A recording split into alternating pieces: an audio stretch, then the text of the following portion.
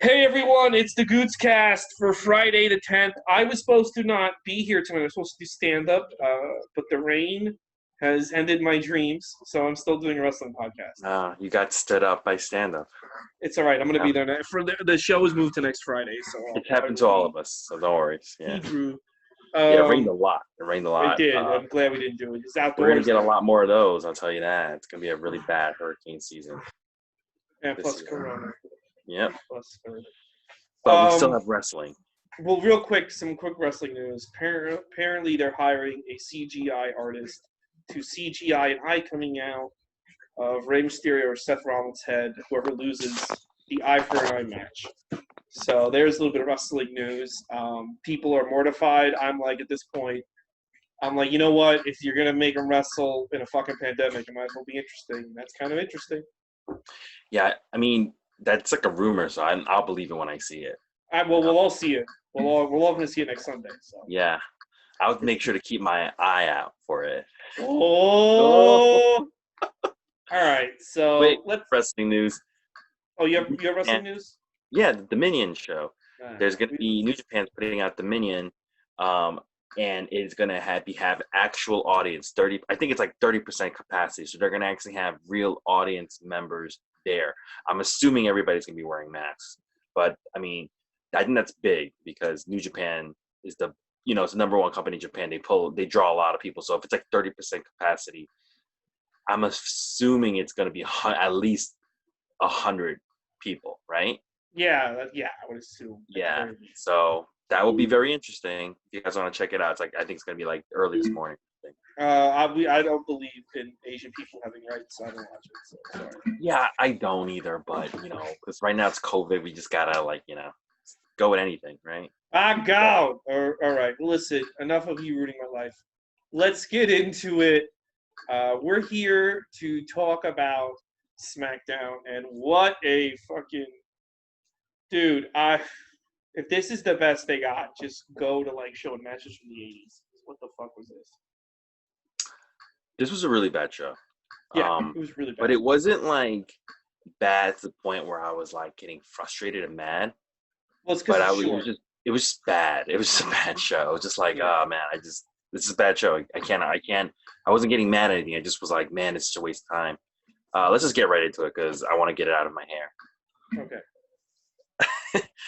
We got Miz TV with Miz and Morrison. They're there and they're just super annoying, and they're bringing in Jeff Hardy. They do this.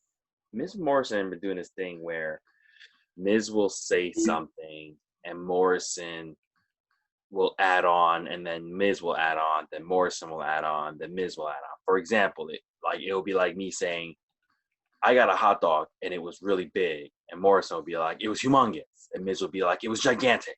And then I know they think it's funny. Yeah, they think it's funny. They do shit like this all the time. It's not. They bring out Jeff Hardy. They show a clip of Jeff Hardy's whole history with his addiction, and then Sheamus thing.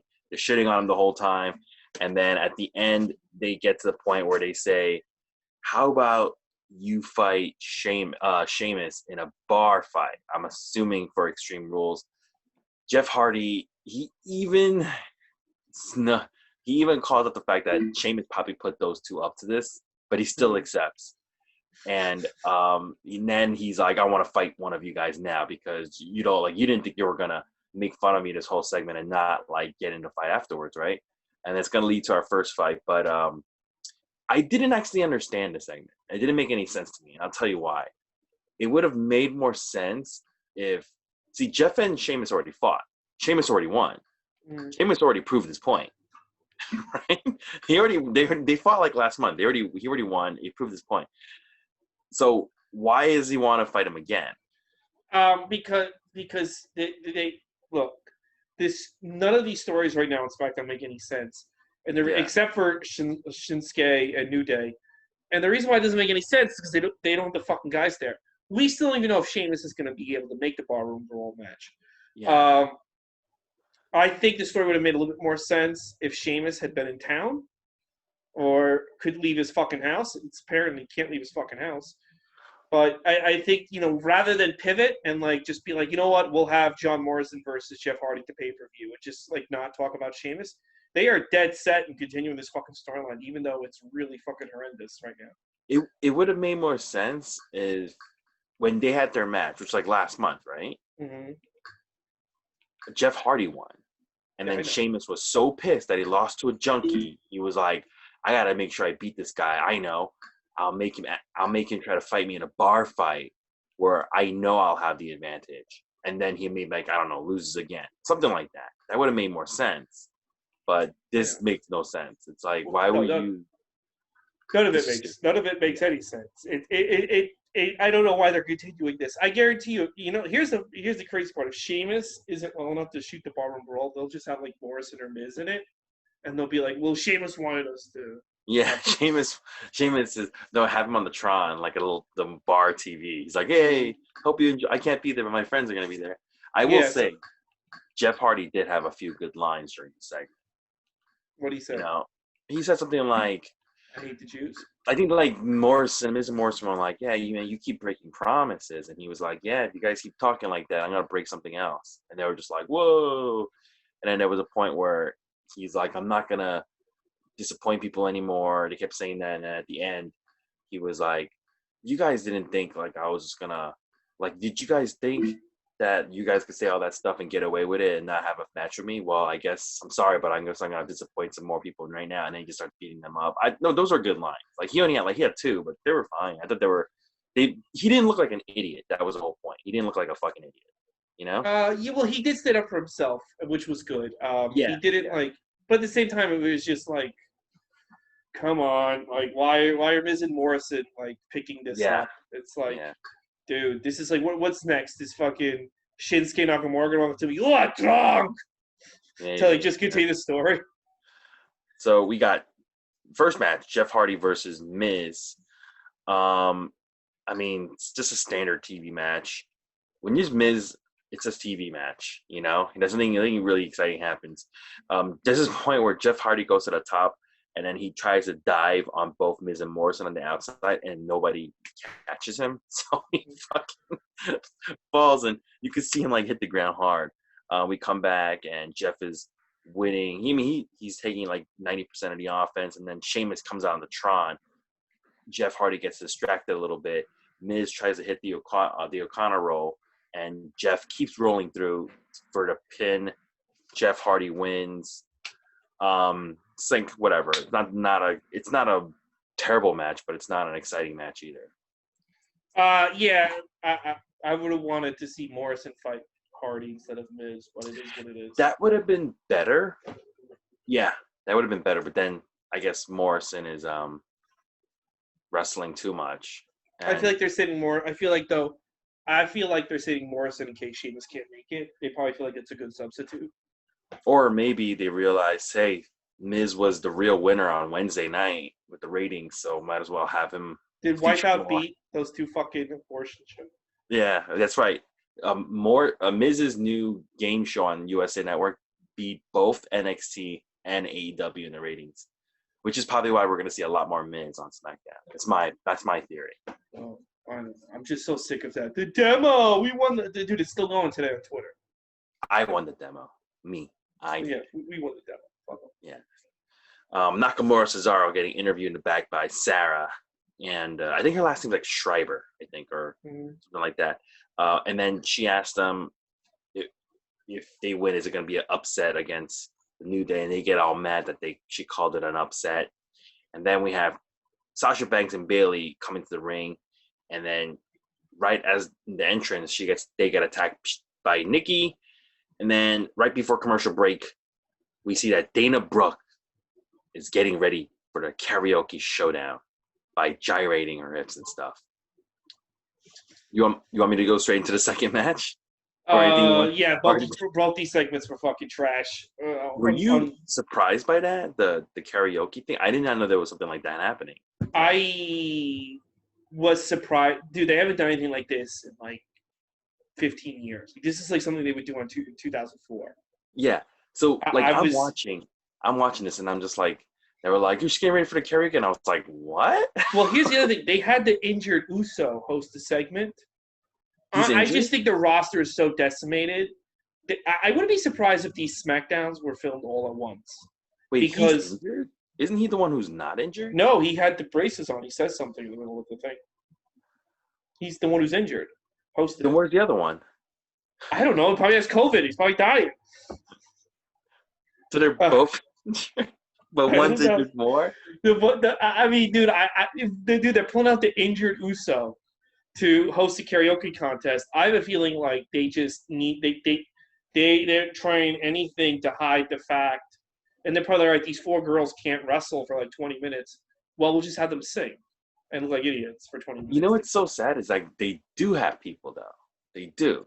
But They're I just don't know. choosing not to use them. I think they're like, they want to keep the SmackDown people isolated. Like there's Chad Gate. I'm just gonna name a whole bunch of people on SmackDown. I think these people all have Corona, dude. You think the Forgotten Sons? Yeah. I think everyone that you're not seeing right now has Corona. Oh. That's why the first 2 matches took the whole first hour. They literally have 10 people, and they don't want to not give Fox new content. So they're dragging this out with the most ridiculous bullshit they can. It is such a scam what they're doing right now. Yeah. Okay.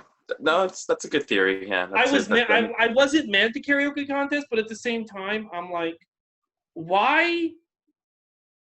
Like we're essential workers, and you're making people risk their lives to do a fucking karaoke contest. And we are gonna break that thing down. That whole segment. We're gonna get to it, guys. If we had to fucking watch it, you're gonna have to listen to it to describe it. Yeah. Match number 2: Sasha Banks and Bayley versus Alexa Bliss and Nikki Cross. It's a good back and forth match. Nikki Cross, I'm gonna be honest, she looked really good in this match, and I'm assuming it's because she's got the championship match coming up, but she got a lot of offense in. Nikki Cross, by the way, in this tag team, she's the only one who hasn't been the main roster champion, right? Yeah. Has Nikki Cross even been NXT champion?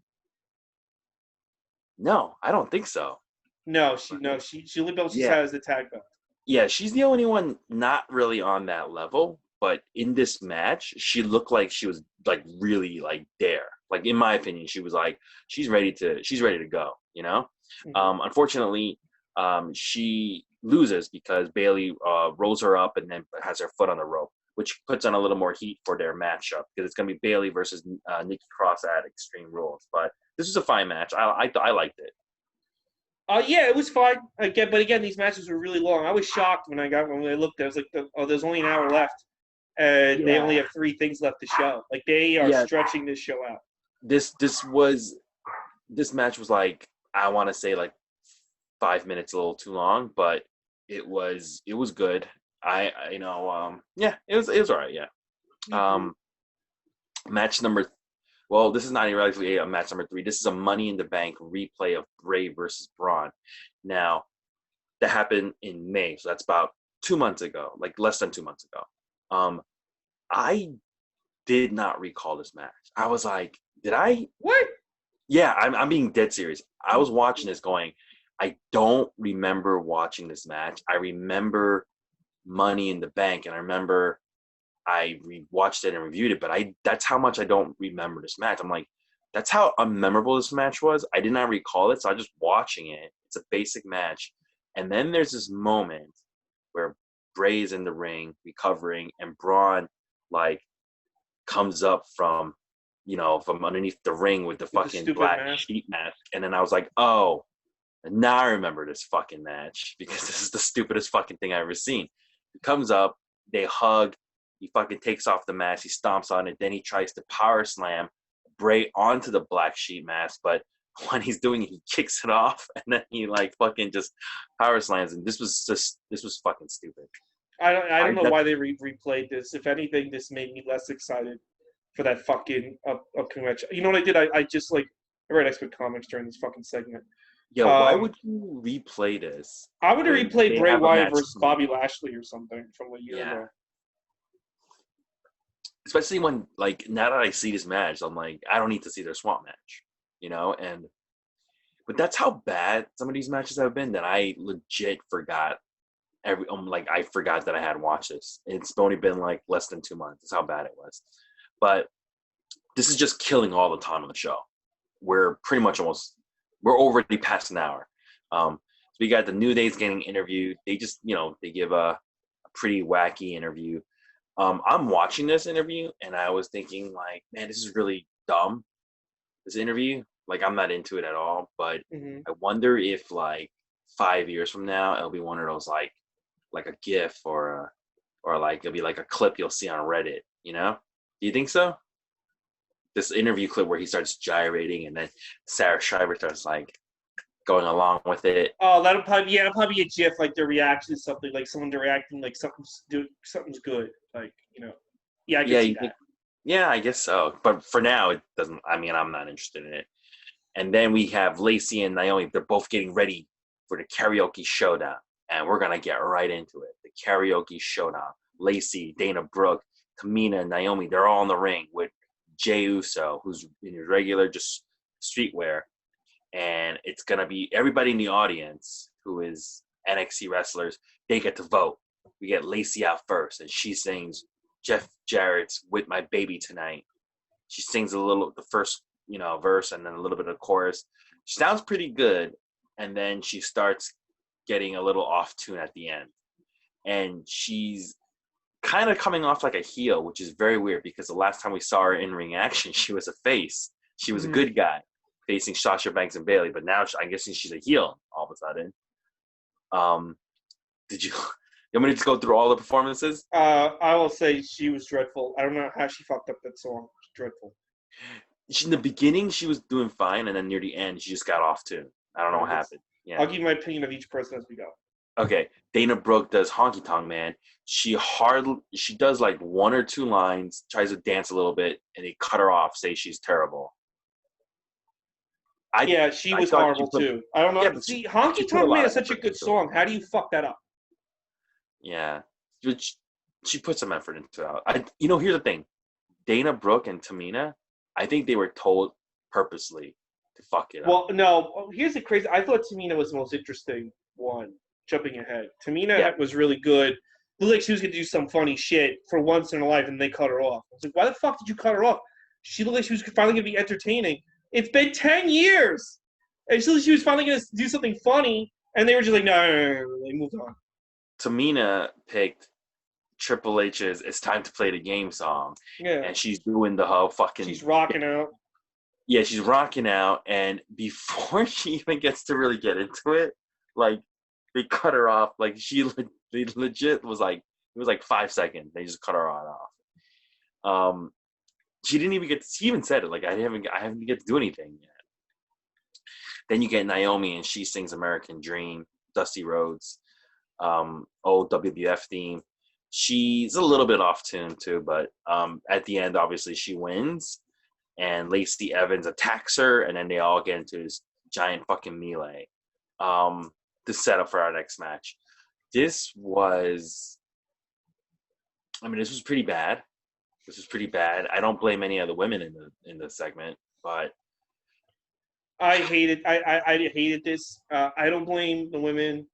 Look, I think they just have such a limited roster, and they've got to make this go for another week or two. And they're just like, fuck it, we'll just have them do karaoke because they don't want to cancel the shows, even though everyone in the fucking everyone in the brand has corona. Fucking Florida's real bad right now. I know. I don't know. But at the same time, it's like, if this is the shit you're going to give us, then, dude, just show best ofs. Just fuck it. Just show old 80s matches. I don't know. Like, why? This is like fucking horrendous. This is what you're like having people have. You know what I mean? They probably had to have that fucking thing up there. Fucking Tamina had to fly in, I don't know, or drive in even. Even driving in. Even if she drove 3 blocks away, had that thing shoved up her fucking nose. Had to sit there probably all day. And then go in and do that half of bullshit, sit in makeup, and I mean, come on. Yeah, you know what you should do? They should show old Smackdown from like 2002, You know, Yeah. like they should be like, here's some classic SmackDown. And I'm like, yeah, this Yeah. stuff is good. Um, so match number 3, the official match number 3, Naomi versus Lacey Evans. Lacey is Oh, a this full was blown bad bad too. guy, and um, it doesn't go anywhere because Lacey. There's a moment where Lacey goes outside and she attacks both Tamina and Dana Brooke. And then, so when she goes back to the ring, they all come in. It's a fucking DQ. Everyone's fighting with each other. This was stupid. DQ finish.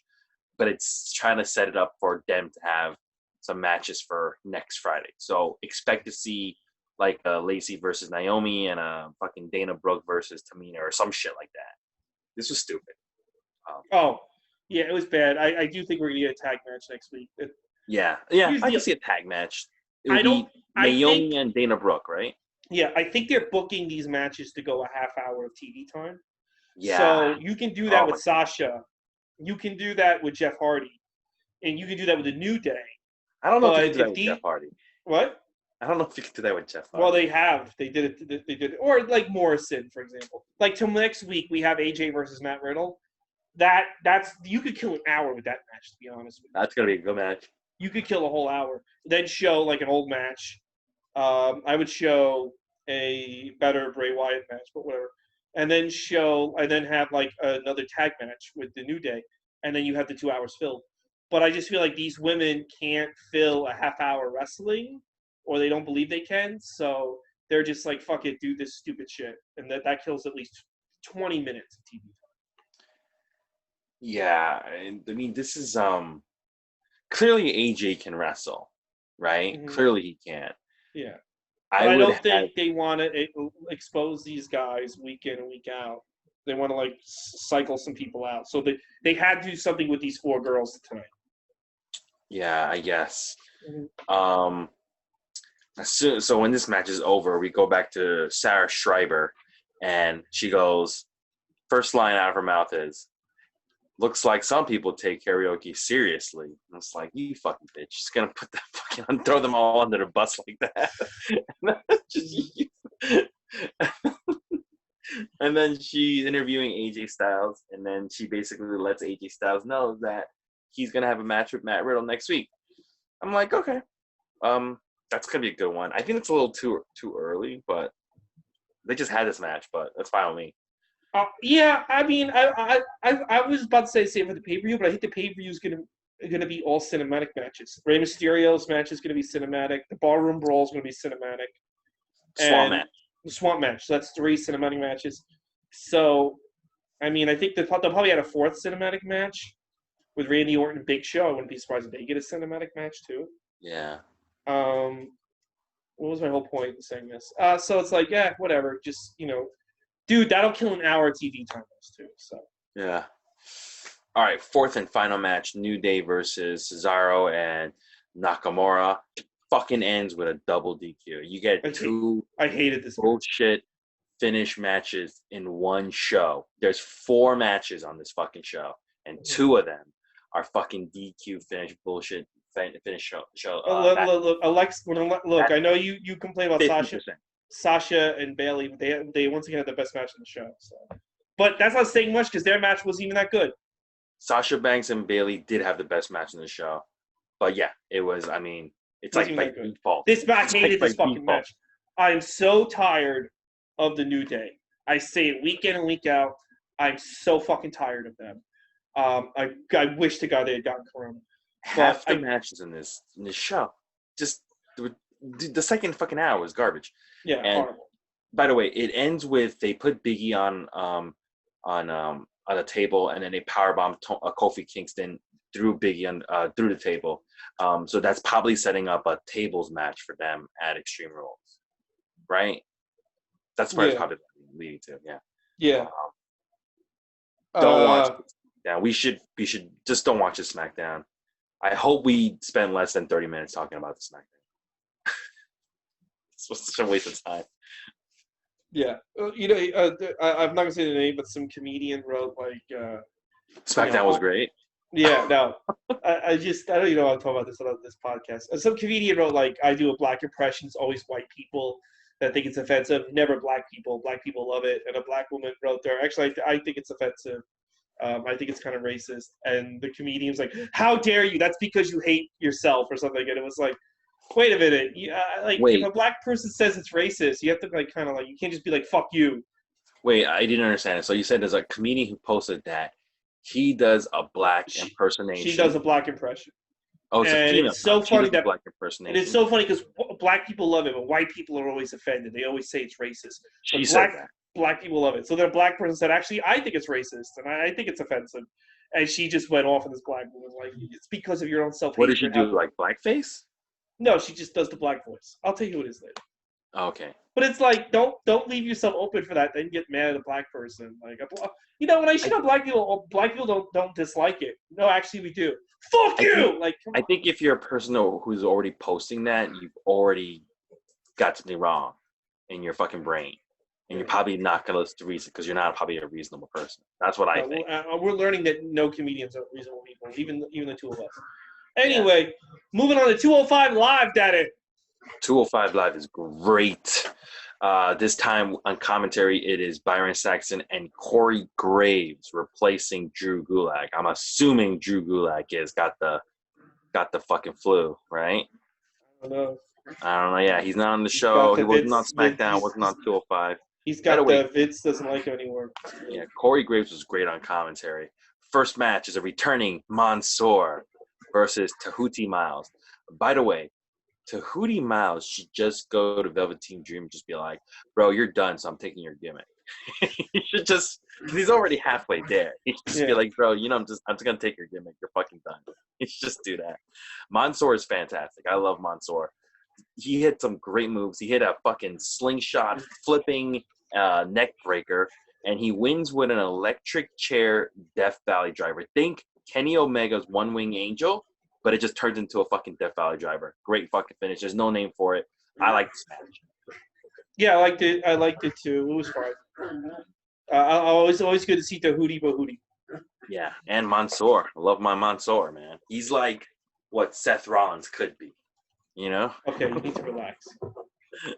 They look the same. They look the same. Finally he's doing something though. This poor fucking guy that dragged him from Saudi Arabia. At least he got out. Yeah, At least he got out to catch Mansoor. Corona here.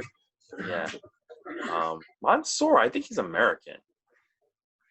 They only trot him out in Saudi Arabia and say that he's from Saudi Arabia. Yeah, Do you watch those Saudi shows? Yeah, I know. I only watched the Mansoor match. I swear to God, I only watched the Mansoor matches. I saw him versus Cesaro, which was really good. Yeah, they scream that he's from he's part of their country. Well, I think his ethnic background, he's Saudi Arabian, but I've seen a clip where he's speaking like perfect fucking English, and he's doing. You can learn how to speak English over there. It's not. I don't know. He was doing like impressions and shit, like of old people. You really love this Mansoor. Let's keep moving. Fucking love Mansoor. I'm sorry that I insulted your boyfriend. Yeah. All right, we go to our second final match for 205 Live. Santos Escobar versus Oney Lorcan. Oney Lorcan has got his right arm bandaged up because he got put into a Fujiwara armbar, I believe, by Timothy Thatcher a couple of weeks ago on NXT. And that's the whole story of the match. Escobar keeps working on that arm. By the way, Corey Graves was great on commentary. Yeah. He was the one who explained why Joaquin Wilde is with this group, because Joaquin Wilde is not fucking Mexican. He spends like, a lot of time in Mexico. Yeah, exactly. He was like, he did a lot of his training down in Mexico, learned the style, the Lucha Libre style. He's got a lot of respect for it. That's why he's part of this group. Yeah. And I was like, that's fucking fantastic, Corey. You fucking answered that question in less than a minute. That fucking other commentators couldn't do. What do you call it? Escobar wins with the really quick Phantom Driver. This was fine too. I liked it because I like this team. I like this. I like Legado. You know. Yeah, this was a good episode of 205. I'm gonna say it was okay. I still feel like it's not consequential. Yeah. It's like a less than a 30-minute show. If you want to see like two good matches, 100% watch this 205. Hey, bro. All right, so now we're getting to NXT UK, the final of our journey. NXT UK this week is going to be, I believe, international significance or impact because they'll be facing international talent, seeing how they go, which was not really true, but I'll just get into it. First match is a pick from who picked this match? Actually, I think it was like Sam, the Shepherd guy. He picked it, but it is from NXT October 9th, 2019. Walter versus Kushida. I remember this was on USA Network. I remember watching this, and I'm forgetting, and then I forgot how good this fucking match was. This match was fantastic, man. Kushida's really good. Walter's very good. They had good chemistry together. This is one point where Kushida, like, what do you call it? Walter's on the apron. Kushida, like, does a fucking tumble, jumps, and fucking DDTs him from the apron to the floor. That looked devastating. Walter wins with the ripcord lariat, kind of like the Rainmaker. This was a fantastic match. 100% Yeah, it was great to it was great to see it because I had a life back when this match first aired, so I missed it. Mm-hmm. So it was great to finally see it. I enjoyed it. Yeah, this was good. Then we get an Eddie Dennis video package. Eddie Dennis, if you guys don't know, he's like a really tall, lanky NXT UK superstar. He was really popular in Progress. He's been out because he got injured real bad. So he spent a large part of NXT UK like out. And then right when he was coming back, he came back, was around for a little bit, but then COVID happened. So he kind of lost a little bit of steam there. But it's good, decent video package. You know what sucks about it? The fucking audio, because like he's, I'm guessing, speaking to through his phone while they're doing the video package, but it sounds like it's like really far away. Did you get that sense? Or yeah, it did kind of sound like that. You're right. Okay, so you got Xia Brookside. She's picking match number 2. It is from the Mae Young Classic number 2. The second Mae Young Classic from October 24th, 2018. It is Toni Storm versus Meiko Satomura. And this was another fan-fucking-tastic match. This match was so good. Meiko Satomura, she's older. She's a veteran. But she kicks like a young person. She just kicks the shit out of Toni Storm, like, throughout this whole match. It's a scorpion kick. Toni Storm's hitting all her finishers. She keeps kicking it out. Finally, Toni Storm hits her with like a second Storm Zero for the win. This is an excellent match. This was a really excellent match. This was a great match, man. I really enjoyed it. Another good. This so far, the match selection on this was great, and it kept getting better. Yeah, and I thought, based on what they were calling this episode and based on what the first 2 matches was, it was like how NXT UK talent faces international talent. That's what I was thinking, right? Mm-hmm. I was wrong because before we get that, we have a Nina Samuels video package. But the reason why I was bringing this up, because Flash Morgan Webster, he has the 3rd pick, and it's Pete Dunne versus Zach Gibson, which are 2 NXT UK guys. So I don't know what the fuck. Well, I think it was like at a taping of Smackdown or something. Oh, no. You know why they picked this match? I'll tell you. It was in Brooklyn. I was here for this match. It was in Brooklyn. It was right before TakeOver. Yeah, but like, the theme is international, meaning that like they traveled somewhere. I mean, I guess you could say that, but then like the other past UK matches they've been showing, I know they fought Asian people. Yeah, no, they've had like Tyler Bate versus Pete Dunne was in the fucking States too. I know, but they already showed that 2 weeks ago, so they okay. And this was on NXT. This was on the American NXT too. So NXT August 22nd, 2018. This was another fantastic match. I completely forgot I was there for this match until it started. Yeah. By the way, if you guys don't know the story about this one, Zach Gibson won the 2nd NXT UK tournament. Now, the first year's tournament, the winner became the NXT UK champion. Second year, if you win, you got a shot at the UK champion. So it was just Pete Dunne. So it's Pete Dunne versus Zach Gibson. This was fucking great. And what's really interesting about this match, commentary is by Percy Watson, Mauro Ranallo, and Nigel McGuinness. And Mauro is really good on commentary in this. He's actually very good, not saying anything fucking stupid, calling the moves, not yelling at every single thing. Yeah, I was like, this is the old Mauro. This is the old Mauro from New Japan Pro Wrestling on Access TV. This is the Mauro who fucking called some matches on Fight TV, fucking the Noah matches. This is DeMauro who was calling the NXT really well. What the fuck happened to him? What happened? He ain't there anymore. Yeah, he's fucking lost it. But this was a great match. Pete Dunne wins with the bitter end. This was a really, really good back and forth match. I liked it. You know what, bro? It was good. I was there live. Mm-hmm. So. I would say next week they're going to have NXT UK's greatest hits. I don't know what that means. More NXT UK matches. More NXT UK matches, yes. But, yeah, this is a good episode of NXT UK, but you can watch these matches on other things. Like, but if you want to just see them quick and like an hour-long thing, just sit. If you just need to sit for an hour. Yeah. All in one time. So, I mean, what is wrestling is just, I don't know. Everything's just getting shittier. That's why we should watch Dominion.